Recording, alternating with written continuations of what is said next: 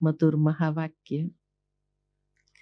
बाबा ने यही हम बच्चों से प्रतिज्ञा कराई कि बच्चे प्रतिज्ञा करो और संग तोड़ एक संग जोड़ना है। मैं समझती हूँ यहाँ सभी का एक बाबा के संग जुड़ गया है कि बाकी है? हाँ, जुड़ गया है, बाकी है? जुड़ गया है तो फिर क्या तोड़ना है? जब जुड़ गया तो तोड़ना क्या रहा? अभी माया को तोड़ना है। हाँ?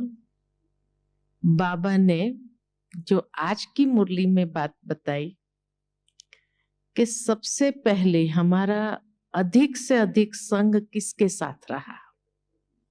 हाँ? अपनी ही देह के साथ रहा, और देह के साथ संग रहा, इसीलिए देह अभिमान बहुत आ गया। और जहां देह अभिमान आया तो अनेक प्रकार के कर्म हमारे विकर्म बनते गए, दुख का अनुभव करते गए।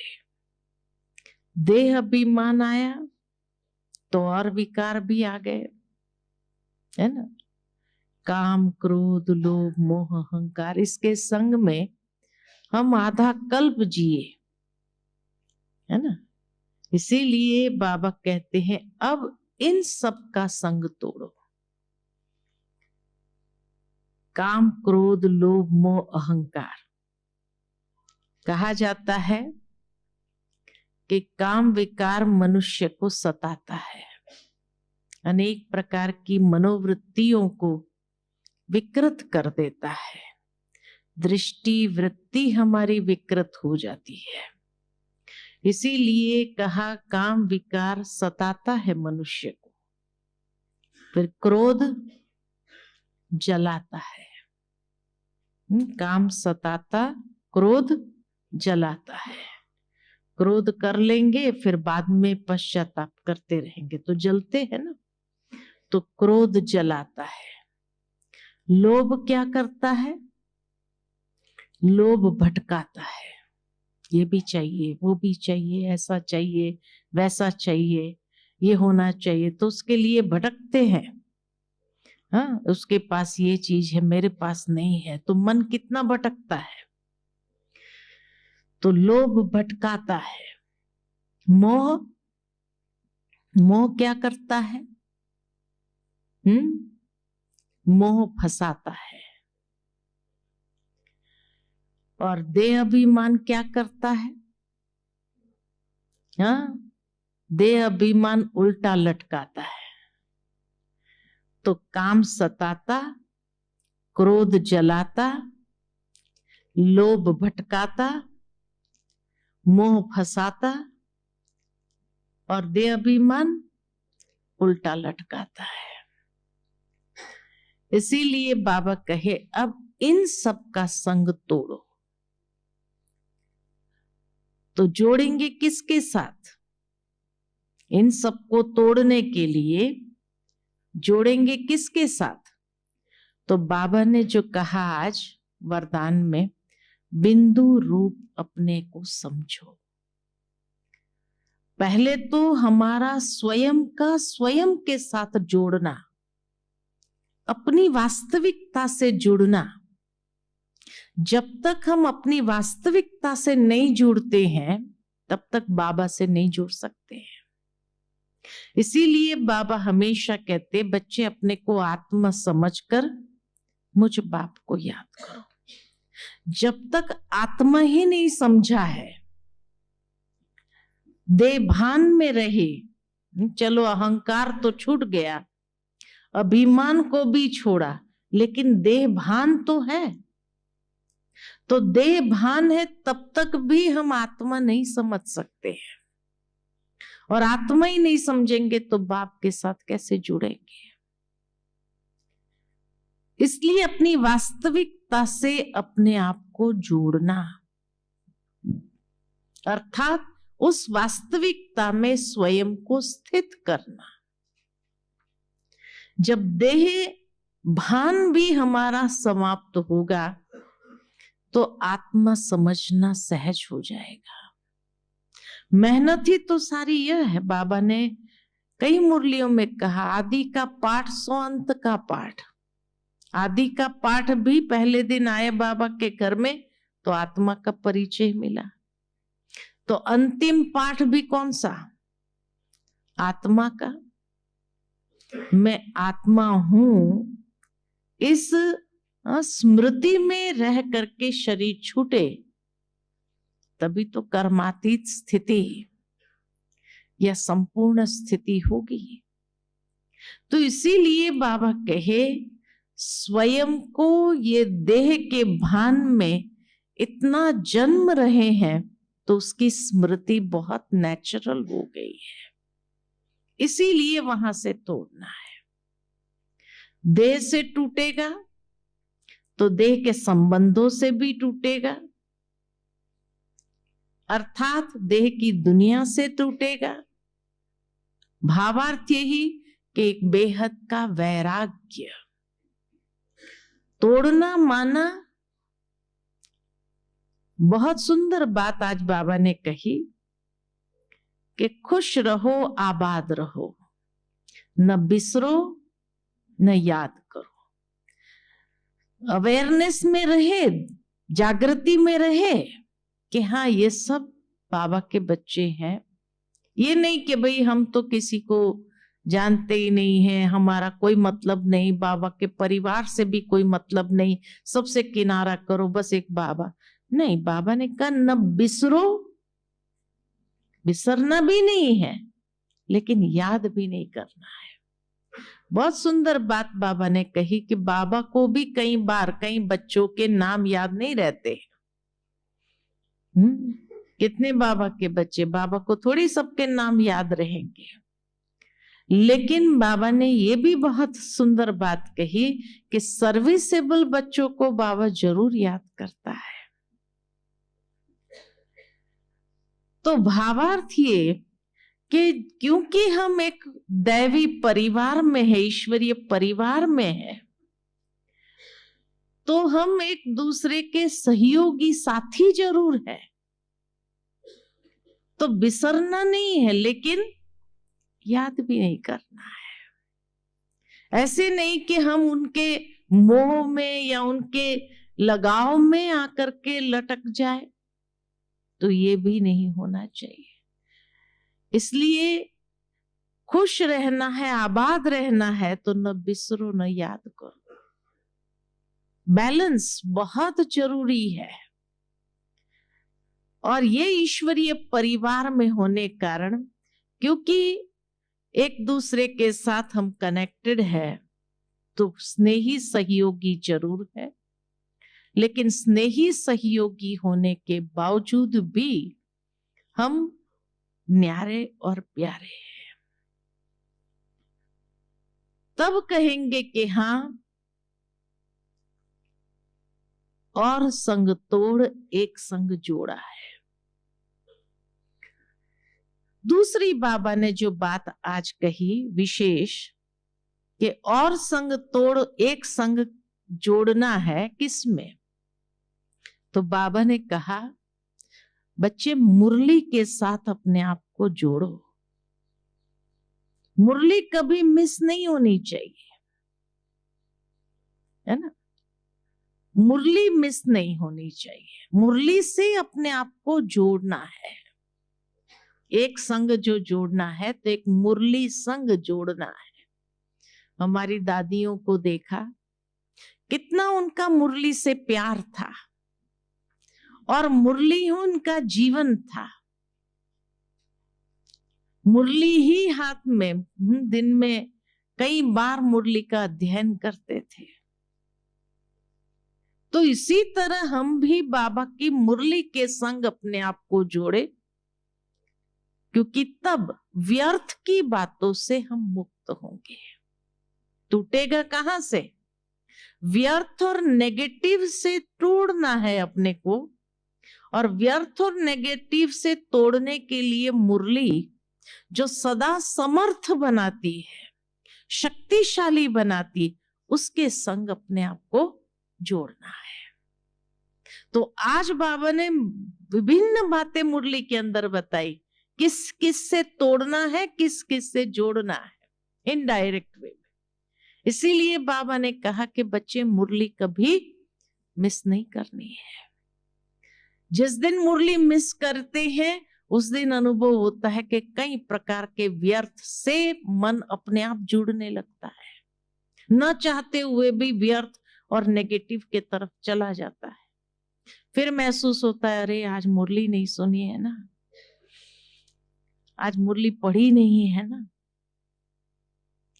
अभी कोरोना काल के कारण कई लोगों ने, हाँ ये तो एक बहुत सुंदर साइंस ने सुविधा हम बच्चों को दे दी कि ऑनलाइन मुरली सुन लेते हैं, लेकिन अभी इतने ऑनलाइन के अभ्यासी हो गए कि हाँ, सब बंद होने के बाद, सब खुलने के बाद भी सेंटर, हम तो मधुबन की मुरली सुन रहे हैं ना,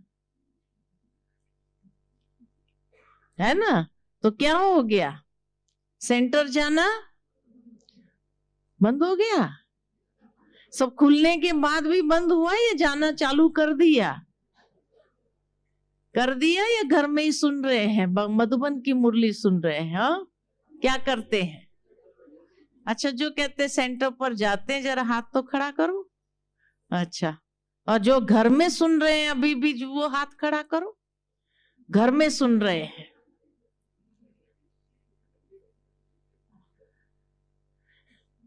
कई बहनें कहती है अभी पता नहीं भाई बहनों में आलस अलबेलापन ऐसा आ गया, जो घर में सुनते हैं लेकिन सेंटर पर नहीं आ रहे, है ना ऐसा? ये आलस अलबेलापन आ गया ना, क्योंकि घर में सुन, बाबा इसको कहते नेमीनाथ का मंदिर भी है, नेमीनाथ का मंदिर भी है ना। नियम प्रमाण सुन लेना है ना, बाबा की मुरली सुनना है तो स्नान किया नहीं किया, हम उठे ब्रश किया नहीं किया, सुन ले, चालू कर दिया ना मुरली, पीस ऑफ माइंड की, हम सुन रहे, दादी की मुरली सुन रहे हैं। कैसे सुन रहे हैं? बाबा कहते हैं नहा धो करके फ्रेश होकर के जब मुरली सुनते हैं तो ये भी एक पवित्रता है। बिना नहाए धोए मुरली सुनना तो क्या कहेंगे? शुद्धि कहेंगे, अशुद्धि कहेंगे।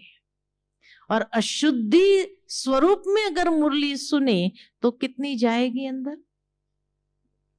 जाएगी। मुरली इतनी शुद्ध पवित्र और हम अशुद्ध अपवित्र, तो मुरली जाएगी अंदर? जाएगी या नहीं जाएगी? क्या कहते हैं? नहीं, नहीं जाएगी। इसीलिए वो ताकत जो मिलनी चाहिए मुरली से, वो नहीं मिलती है।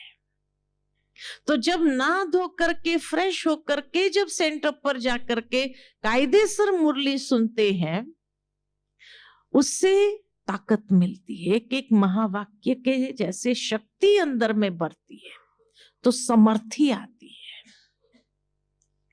लेकिन अगर हम नियम प्रमाण सुन रहे हैं लेकिन कायदेसर नहीं सुन रहे हैं, तो उसकी ताकत कभी नहीं मिलती है, वो मुरली अंदर जाती नहीं, तो अवस्था हमारी बनती नहीं है। इसीलिए सेंटर पर जब जा करके कायदेसर मुरली सुनते हैं, माना हम अपने अंदर की ग्रहण शक्ति को विकसित करते हैं और बाबा की वो ताकत हमें प्राप्त होती है। मुरली की समर्थी हमारे अंदर आने लगती है, तो माया किसी भी तरीके से हमें हरा नहीं सकती है। नहीं तो आलस अलबेलापन, और तीसरा है बहानेबाजी, है ना।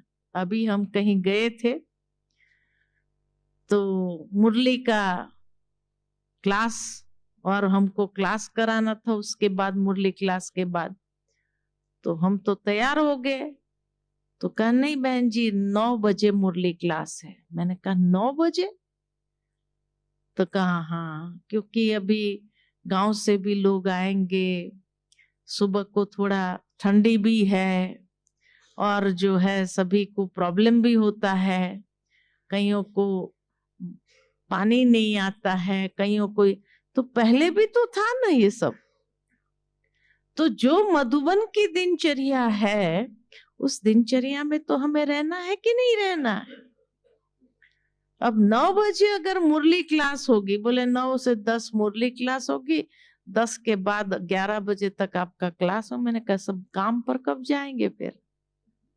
कहा नहीं, सबने छुट्टी ले लिया है, जो काम पर जाने वाले वो तो चले जाएंगे और बाकी तो सबने छुट्टी लिया। गांव में है तो गांव के लोगों को कोई काम, खेती का काम होता है, अभी कोई काम नहीं है। सुबह 9 बजे मुरली क्लास हो रहा है, साथ नहीं देना है। अगर उसके साथ में गए तो कहाँ चले जाएंगे, कहाँ पहुंच जाते हैं पता ही नहीं चलता है। अच्छा, तीसरी बात, और किसका संग करना है और किसका तोड़ना है? तो बाबा ने कहा कि एक धर्म का संग करना है। हमारा ओरिजिनल धर्म है आदि सनातन देवी देवता धर्म। और अभी हमको बाबा जो ले आए हैं, ब्राह्मण धर्म में ले आए हैं। तो ब्राह्मण धर्म सर्वश्रेष्ठ धर्म। बाबा कहते हैं मैं 3 धर्म की स्थापना करता हूं, ब्राह्मण धर्म और देवता धर्म और क्षत्रिय धर्म। तो जो सबसे ऊंचा धर्म है ब्राह्मणों का धर्म है। ब्राह्मणों का धर्म माना जिनकी धारणाएं बहुत श्रेष्ठ है, उन धारणाओं के संग में हमें रहना है। बाकी जो दुनिया की धारणाएं हैं वो अशुद्ध है, इसलिए उन संग तोड़ना है। बाबा ने हम बच्चों को जो धारणाएं दी है अमृत वेले से लेकर रात्रि तक, ब्रह्मा मुखवंशावली हम है तो ब्रह्माचारी है। ब्रह्मा बाबा ने जो आचरण करके सिखाया वही हम बच्चों के आचरण में होना चाहिए। तो जो तामसिक आचरण था, तमोगुणी आचरण था, वो आचरण से अपने आप को तोड़ना है और श्रेष्ठ आचरण से अपने आप को जोड़ना है। श्रेष्ठ धारणा, हमारी अति श्रेष्ठ धारणा जो बाबा ने हमें अमृत वेले से लेकर रात्रि तक दी है, उस श्रेष्ठ धारणाओं में हमें अपने आप को रखना है।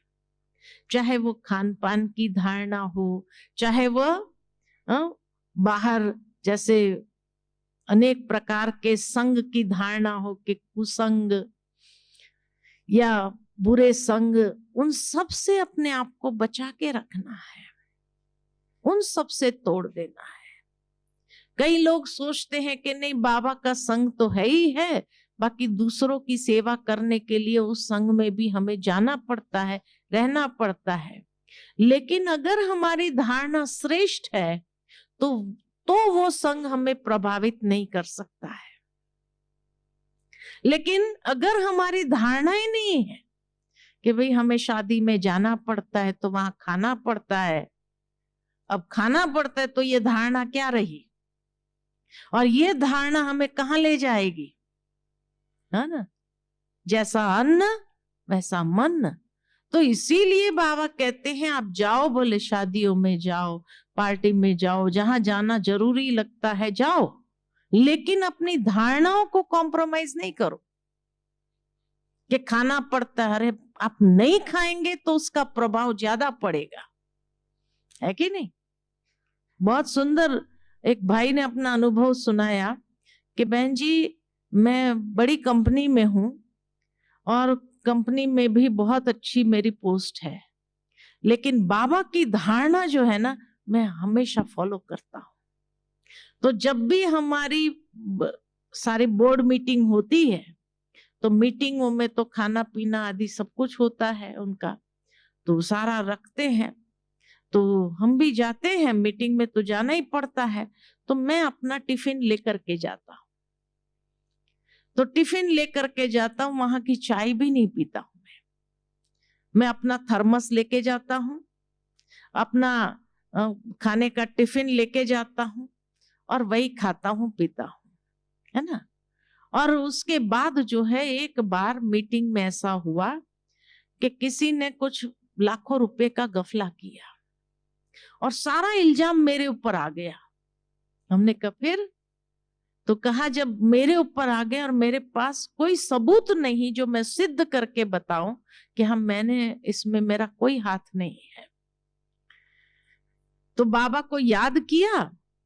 तो जो मेन हमारा सीईओ था, जब उसने बात सुनी, सुनता रहा, बोले पहले तो सारी बात सुनता रहा, सारे मेरे ऊपर जैसे ये कर रहे थे, तो ईर्ष्यावश कहो या जिस भी वश कहो, है ना, तो कर रहे थे। मैं चुप था, मेरे पास कुछ सिद्ध करने का, और बाबा तो कहते हैं सत्य को सिद्ध नहीं किया जाता है, वो स्वयं में सिद्ध है।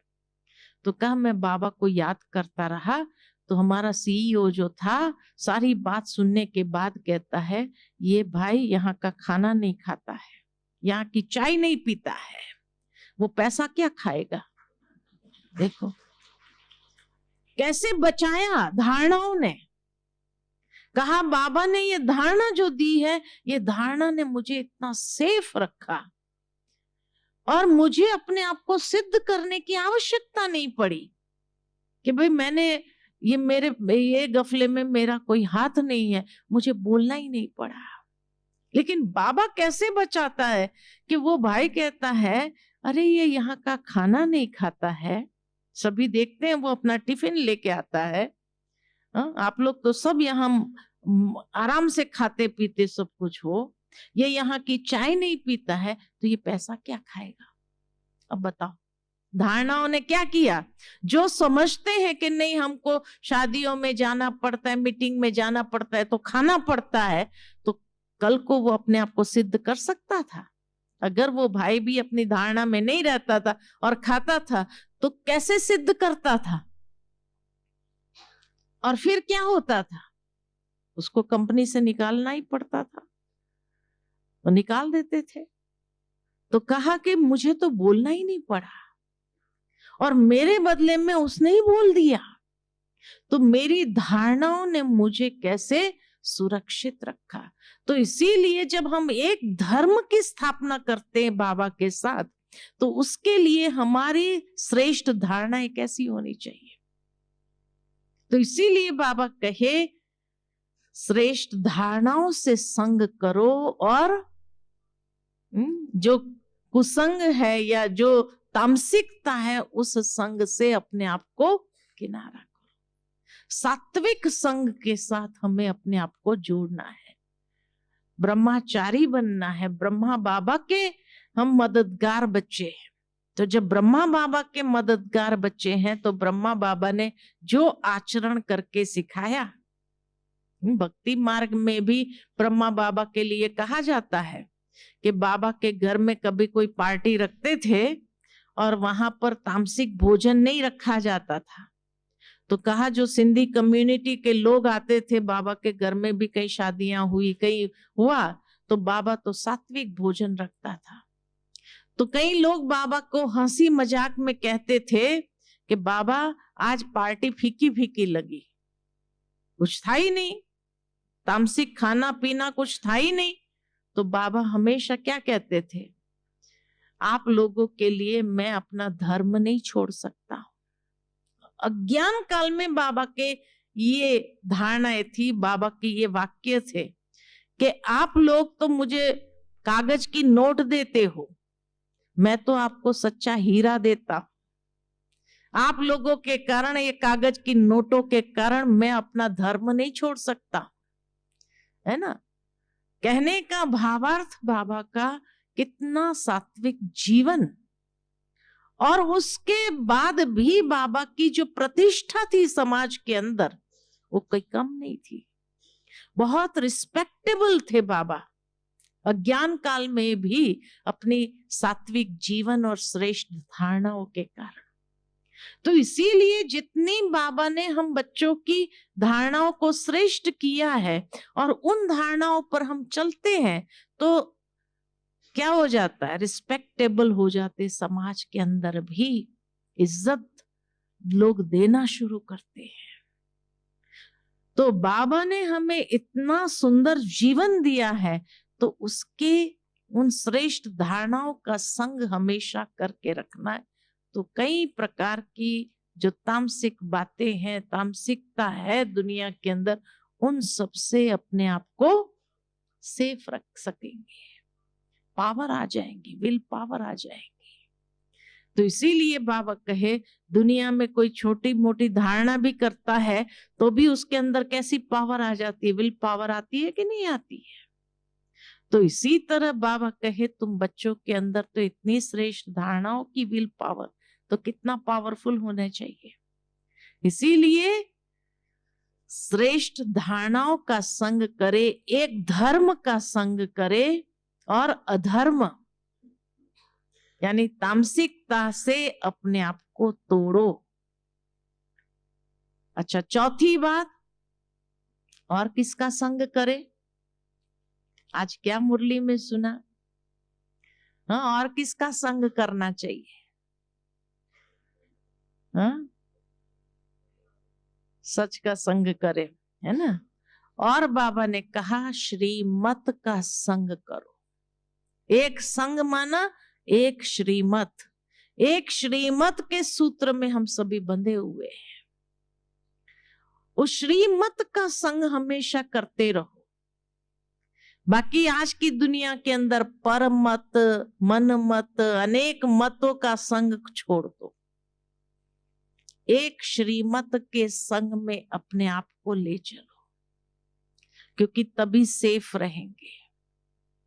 इसीलिए बाबा कई बार मुरली में हम बच्चों को क्या कहते हैं? बच्चे पर चिंतन, पर दर्शन, पर मत के प्रभाव में अपने आप को नहीं लाओ, क्योंकि ये गिराने वाले हैं।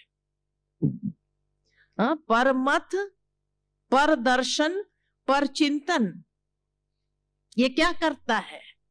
ये उन्नति की सीढ़ी नहीं है, ये गिराने की जो खाई है, नीचे गिराती है इंसान को। इसीलिए बाबा कहते, बच्चे तुम सदा श्रेष्ठ मत के संग में रहो। यही बाबा का हाथ है। निराकार बाबा का हाथ कौन सा है? श्रीमत रूपी हाथ है। ये हाथ को पकड़ करके चलेंगे तो कई प्रकार के बातों से अपने आप को सेफ रख सकेंगे। श्रीमत हमें हमेशा चढ़ती कला की ओर ही ले जाती है।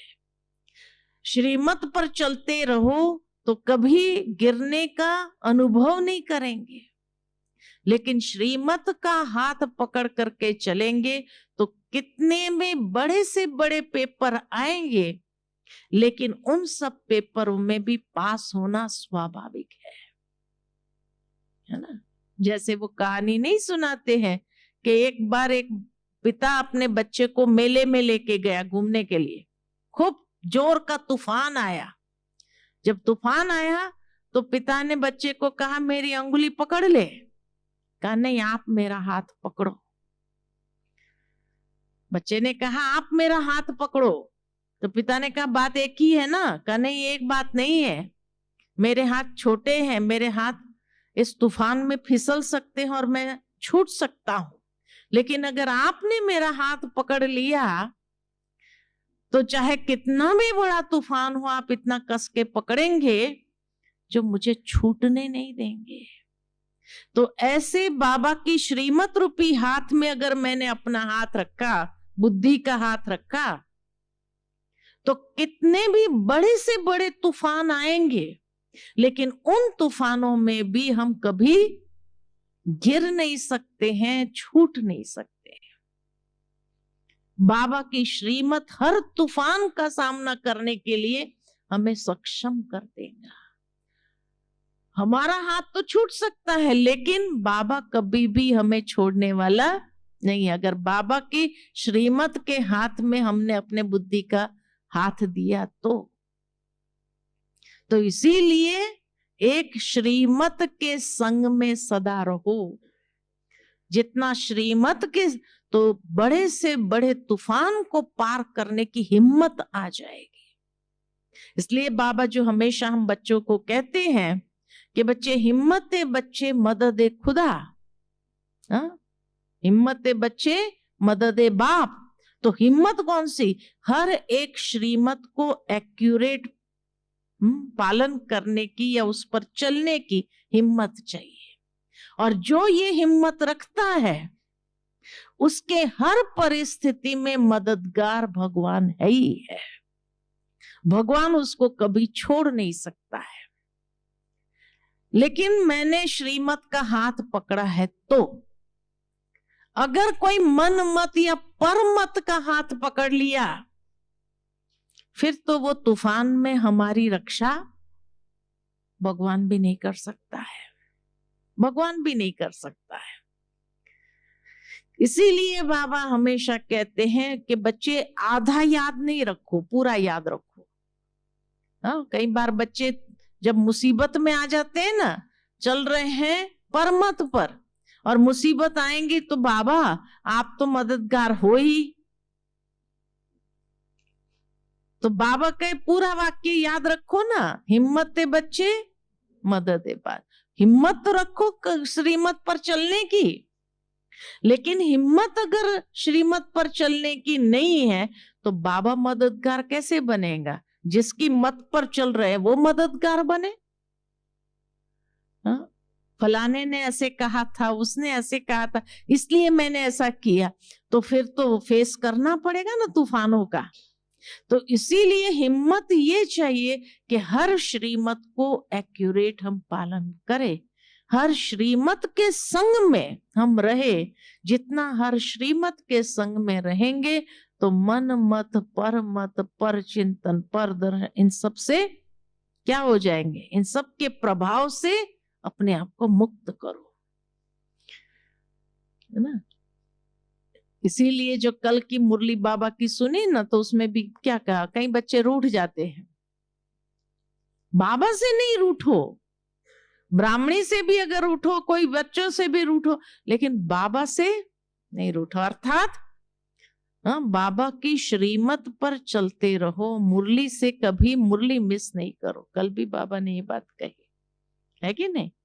तो इसीलिए सदा सेफ रहने का तरीका है, एक श्रीमत का संग पकड़ो, बाकी सब संग छोड़ो। देधारियों के मत, पर मत, अनेक दुनिया की मते, उसके संग में नहीं आओ, उस संग से तोड़ो, क्योंकि वो संग गिराने के निमित्त बनते हैं। श्रीमत ही हमें चढ़ाने के निमित्त बनती है। इसलिए कहा ना, जो श्रीमत पर चलता है तो चढ़े तो चाखे वैकुंठ रस। तो श्रीमत हमें वैकुंठ रस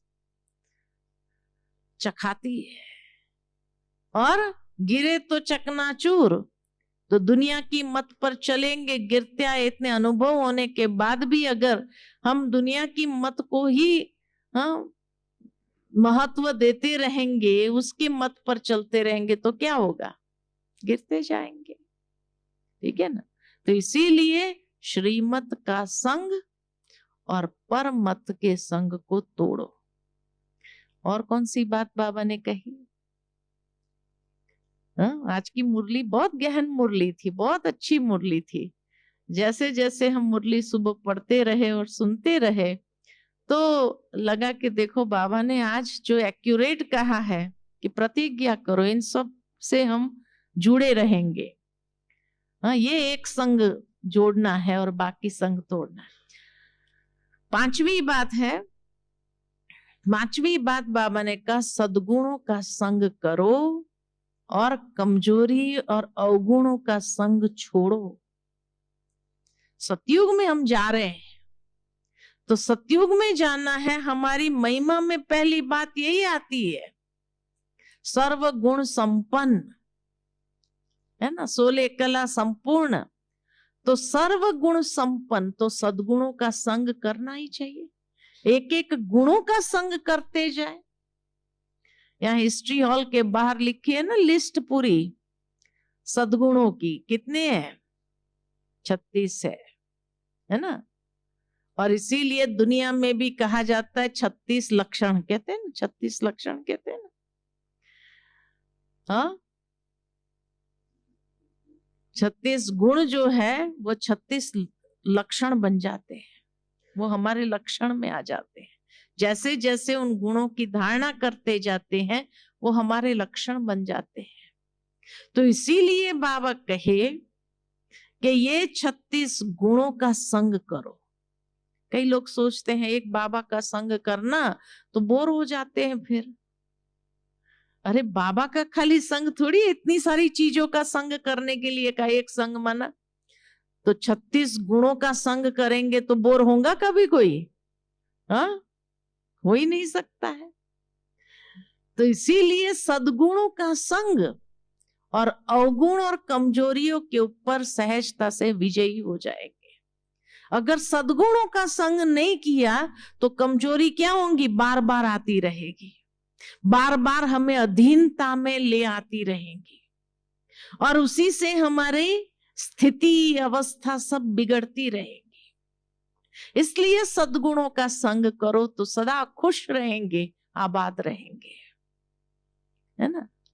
अवगुणों का संग ना चाहते हुए भी हो जाता है।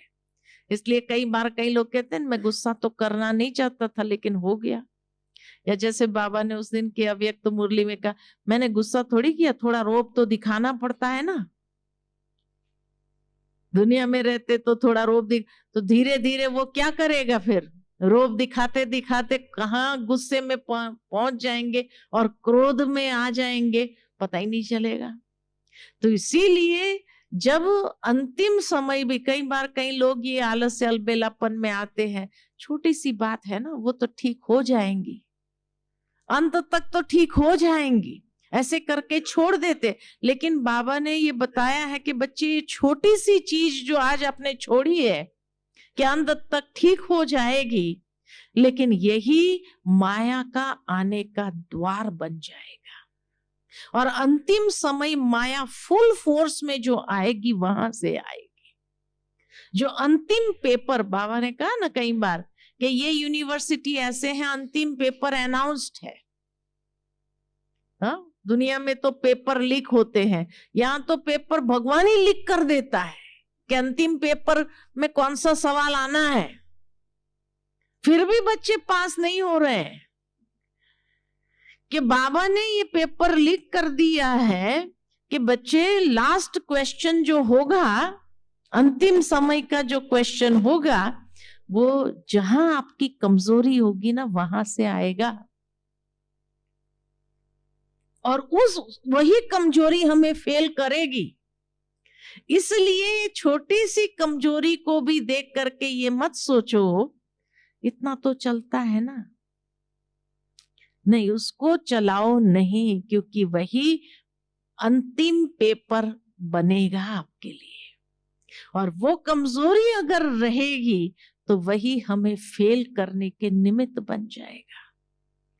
इसीलिए बाबा कहे उन कमजोरियों के ऊपर विजय पानी है तो वो सद्गुणों को धारण करो, उसके संग में रहो।